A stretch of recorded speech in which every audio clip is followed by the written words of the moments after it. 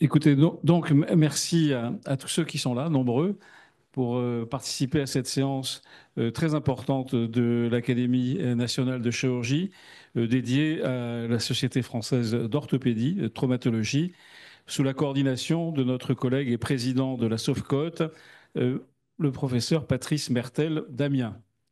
Voilà, et donc traditionnellement, je passe la parole au secrétaire perpétuel, Hubert Joannet, qui va nous faire le résumé de la séance précédente et peut-être nous donner les dernières informations d'actualité. Euh, Changement de Premier ministre. Appuyer sur le bouton, d'accord. Donc, les dernières informations, ben, c'est que nous avons tenu la semaine dernière 2 jours et demi sur la chirurgie 4.0, à la fois une séance institutionnelle au ministère et 2 jours à la Grande Crique pour relier les industriels et les chirurgiens sur les nouvelles technologies et les innovations.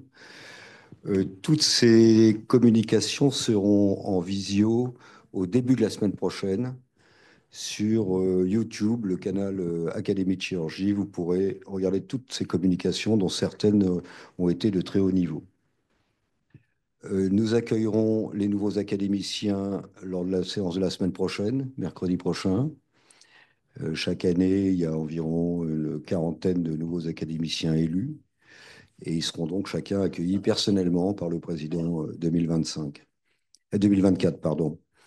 Et enfin, la séance solennelle, notre séance solennelle traditionnelle qui interviendra le 18 décembre. Voilà, voilà les infos.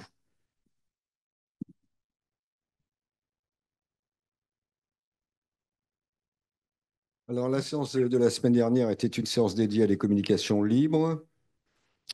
Pierre Devalet de Montauban sur la décision en chirurgie.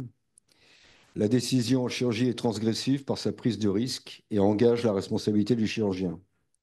Elle est délibérative avec l'équipe pour les phases pré- et post-opératoires, mais perceptive pour l'acte opératoire qui ne se résume pas à un processus mathématique et comporte des aspects cognitifs. Des décisions chirurgicales de plus en plus délibératives et diluées. Jean-Noël Goubier de Paris, traitement des paralysies partielles du plexus brachial de l'adulte par transfert nerveux, une série de 80 patients. Les principales indications des transferts nerveux terminaux sont les paralysies de flexion du coude et de l'épaule.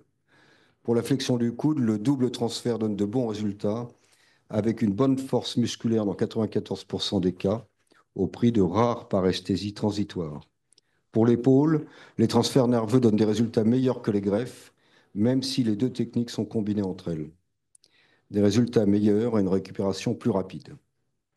Germain Pomarès de Luxembourg, que reste-t-il du traitement tout en un temps avec mobilisation précoce, TTMP, un demi-siècle plus tard? Le mémoire de Michon, Fouché, Merle, en 1977, a permis la création en 1979 de 65 centres SOS Main. Actuellement, les patients sont plus nombreux mais moins graves. Pourtant, la rentabilité du geste, la désorganisation du bloc opératoire et les difficultés de personnel conduisent à des fermetures de plateaux techniques et démotivent les chirurgiens, bien que cette stratégie diminue les reprises, favorise la reprise du travail, diminue les IPP, avec les bénéfices socio-économiques qui en découlent. Un recul très préjudiciable pour la collectivité.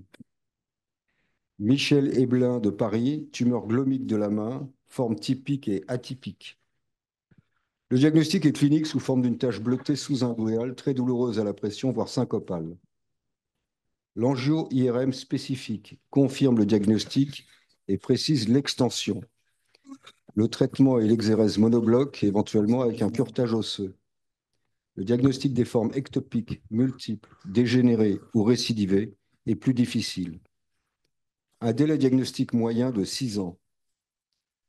Constantin Chizas de Lausanne, canal lombaire étroit, le chemin sinueux de la physiopathologie aux résultats chirurgicaux en passant par l'imagerie.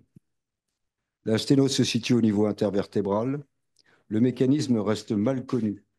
Étirement des racines, cause vasculaire. Les coupes axiales d'IRM permettent de grader la maladie sans corrélation anatomoclinique. Pour les radiculalgies, la claudication et les grades C et D après échec du traitement conservateur indiquent la chirurgie actuellement émis laminectomie, notamment par voie endoscopique. Les générations plus jeunes ont un canal plus étroit. Je vous remercie. Merci beaucoup.